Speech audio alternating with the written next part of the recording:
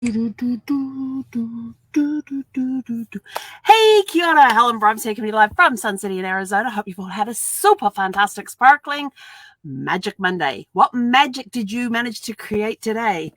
Oh my gosh, I had, brain's gone. Day one of my genealogy course, and my brain is already blowing. I still have 4 days to go. But I'm just taking a quick break. Well, not really taking a quick break. We finished about 40 minutes ago. I just got back from walking, and as soon as we finished, Zephy and I were out the door. We just got back from our walk, and now I'm going to grab something to eat before I have to go back for the evening session, which is just an hour long, but it's they've got a speaker in tonight, and it's a very interesting topic on what was that topic? So tonight's topic on the chat tonight, oh, they didn't put it there. Something about if you don't have a genealogy, steal someone else's, something like that. They've only just got the keynote speaker. They don't have what his topic is there. But that's going to be awesome, especially since we've just been learning about, let's see, today we learned about sources, citing sources, and about the beginnings of writing. So this whole week, we're going to be doing a research project, and we have to pick somebody in our ancestry, preferably somebody in our ancestry. Doesn't matter what country. And I was like, oh, thank goodness for that. And then we've got to put a research project together, and we're not to spend more than an hour a night working on the project. And so I thought, well, this is going to be interesting. So I've picked out my person. I've got them in an Excel spreadsheet with all the information that I know. I've already gone in and found gaps. Because the cool part is that when I do this, is creating a timeline. And I can go into that timeline and go, well, hang on. They were living there. When did they move there? When did they go from that country to that country? Sometime between that one and that one.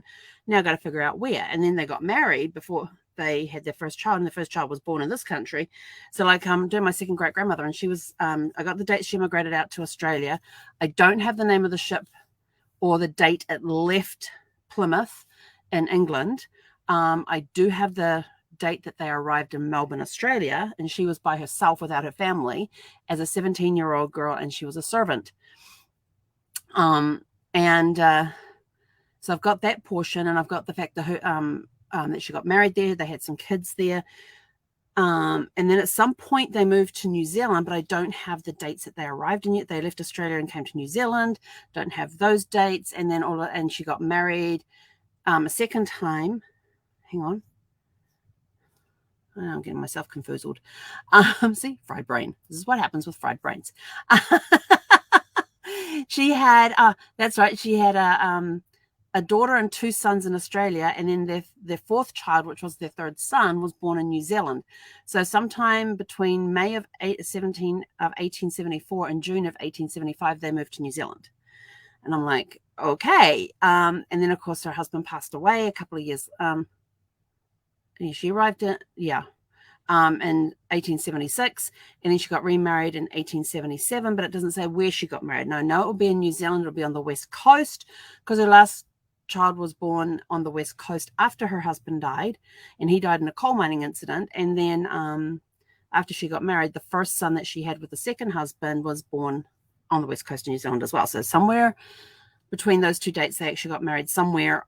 I'm going to say on the West Coast simply because she was already based there.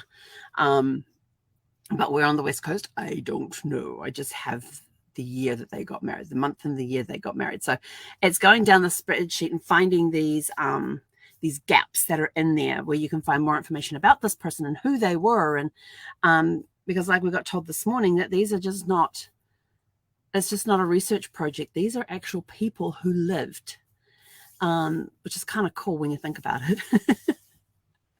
But they were real people. But there was one comment. Hang on. I got to go back to my notes here because this cracked me up. Where did I put it? Yeah, the research subject is more than just a name. They are a person with their own identity. So that's what researching is finding out, is who were these people? What was their identity? What traits did they have at the time? What jobs did they have? What did they do? How much information could you find?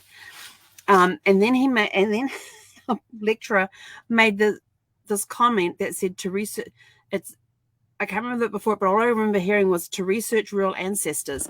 And I'm like, so we have fake ancestors? That's where my brain was and where it went, that we have fake ancestors, because the idea of researching is to research real ancestors. So I kind of chuckled at that one.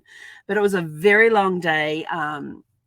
And we found out our lecturer, it was the first time he was lecturing on some of the topics he was lecturing on. But we covered, what did we cover? About building a researching program, a researching plan project. So finding that question, what's the question we want to answer? And you don't make it specific. You want to make it broad, but not too broad. So it's got to be somewhere between broad and specific. And then about citing your sources, and we learned all about citing the sources and everything else. Then we actually had an exercise where we had 15 websites to go to that we had to cite the sources on. And I'm like looking at this thing going, we are so over time. It's not funny. And then about using reports to document about documenting your research as you go along. I kind of do that, but I get a little lazy at times. So this is going to be good because it's going to help me get the process in place that every time I go and research something, I then have to write down the day and time that I went and researched it, what the source was that I researched. So just have a document going that I went onto this website here, or I went to this particular courthouse or this church or whatever to find these records. What I was looking for, did I find what I was looking for? Is it possible the reason I couldn't find if I didn't find something, is there a reason that I couldn't find it? And maybe I wasn't using the right search terms. So, so we learned about that. And that was basically our day. I know tomorrow afternoon we're doing a scavenger hunt. So I'm looking forward to that. That's going to be kind of fun. But yeah, it's very entertaining. It's a lot of fun. But just getting the timeline down for my second great grandmother, and the things that she went through, and who in her family appeared, after she was born in 1850. When did her siblings, was she the oldest? Was she the youngest? She was actually the oldest. So when did all of her siblings come along? When did they die? I may even put in there when they got married as well. So I want a complete timeline for her of where she was. Could she have possibly gone to one of the weddings of one of her siblings if they came out to New Zealand or came out to Australia? Did they just stay in England? And then I'm going to start looking at some of the dates and what was happening in history at that time, because this gives you a little glimpse into their lives and things. And there was one date, and I'm looking down the timeline right now, and I'm trying to remember which date it was, but there was one date, and it was sort of like, I made a mental note to myself, I should have written it down, to go and check about a particular thing that happened in history somewhere around that time. Just having a quick look here to see if I can see it. Yeah, I can't see it right now. To see if there was anything going on in history. Because like I said, there was just something that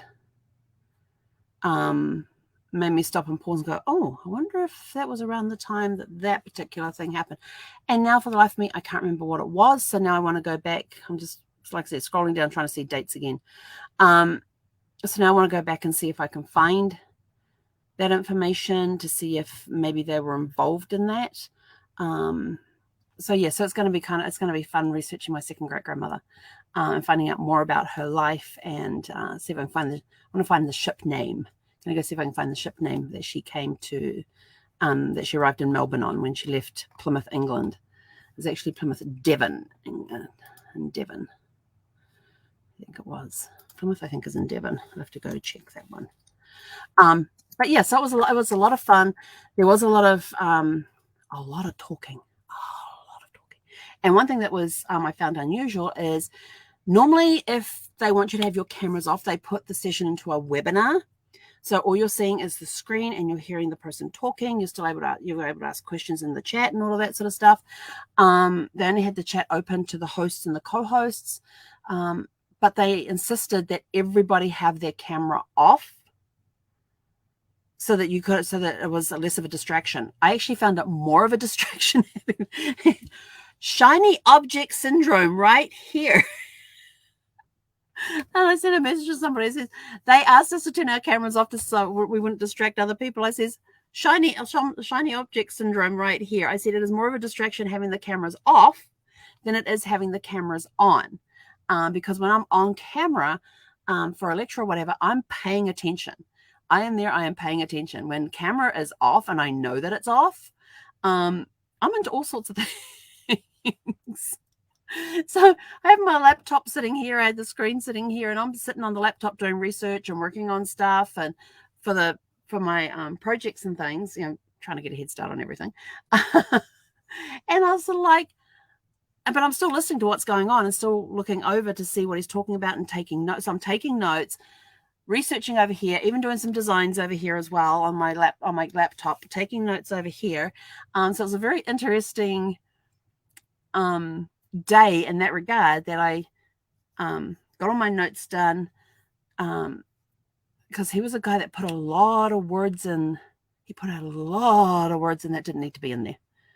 So I could go to the next slide. Within the first minute, notes written out, didn't need to listen to the rest of it, because basically he was explaining that first 2 or 3 sentences and turning it into about 5 or 7 sentences, repeating it in about 5 or 7 sentences, and a lot longer. But it was just very interesting, the different styles. When you're used to doing Zoom so much and being on different with speakers and stuff, it is very interesting to learn the different styles that everybody does.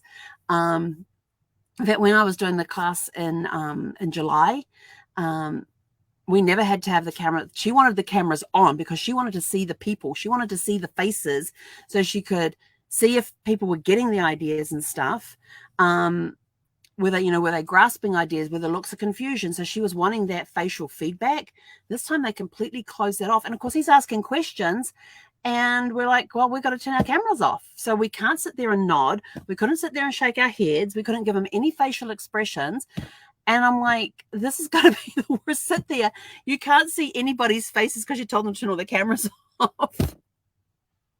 And so you can't see their feedback. So now you're waiting for them to put stuff in chat. And he's sort of like, okay, is everybody up with us? Are we good to go? He's asking us questions for reactions.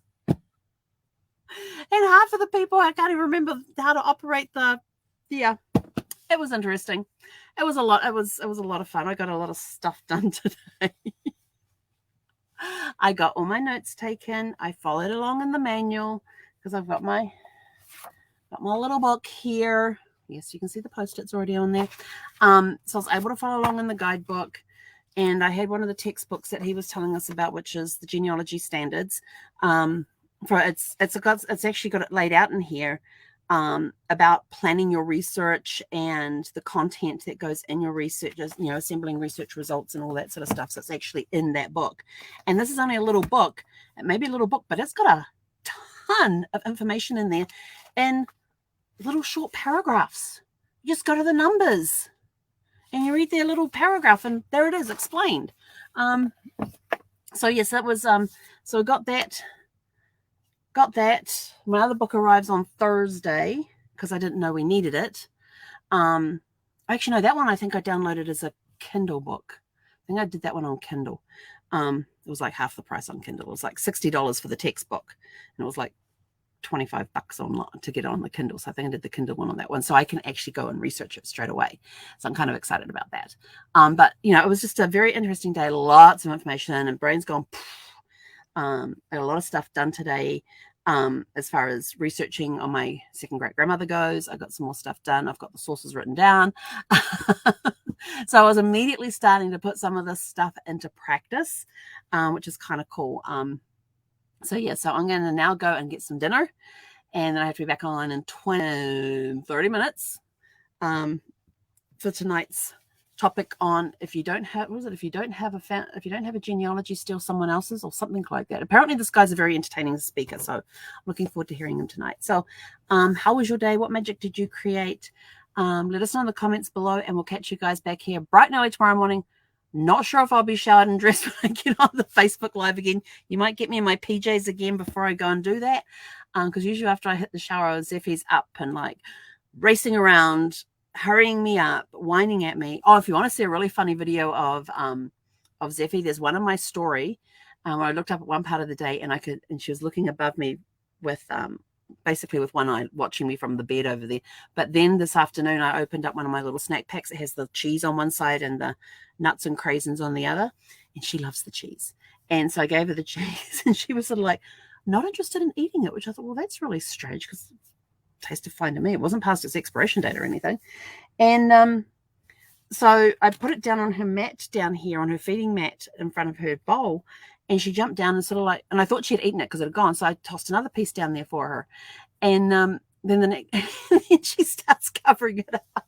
She starts covering up. So I put my foot on it to stop her covering up, got the camera ready, and then moved my foot out of the way, and then just started videotaping her folding her mat over her cheese to bury her cheese. And you should have seen the look on it. I should have taken a picture of it, but later on I thought, okay, that cheese has been sitting down there for about 30 minutes. She's not going to eat it. I'm not letting it sit there. And so I reached under her, I opened up the mat and took her 2 pieces of cheese and put them on the little pile of trash I had on the table here. And the look on her face, like, you've got my treats. What are you doing with my treats? Can I please have my treats back? She was frowning. She was not a happy camper. So yeah, so if you have a look at my stories on Facebook, you'll see that little short video there of her burying her cheese. She hasn't, and I will tell you this, she has never done that before. Whenever I've given her a treat, she'll bring it over to me and she'll push it under my leg. But that's it. That's the first time she's actually tried to bury something. Which is kind of interesting because Gus used to do it all the time with particular treats you would give him. He would walk around the house and find somewhere to go bury them. She has never buried anything. She's hidden toys, but that's the first time she's done anything with food. So that was kind of interesting. You know, she's almost 3. She'll be 3 in 2 months, in just under 2 months. 3rd of March, she'll be 3. And it's the first time she has ever buried a treat like that. So I thought that was kind of interesting. But anyway, I'm out of here. Go have a super fantastic sparkling evening. We'll catch you guys back here bright and early tomorrow morning for Tune Up Tuesday, Terrific Tuesday, Triumphant Tuesday. Yeah, some T word that goes with Tuesday. Hey, konara.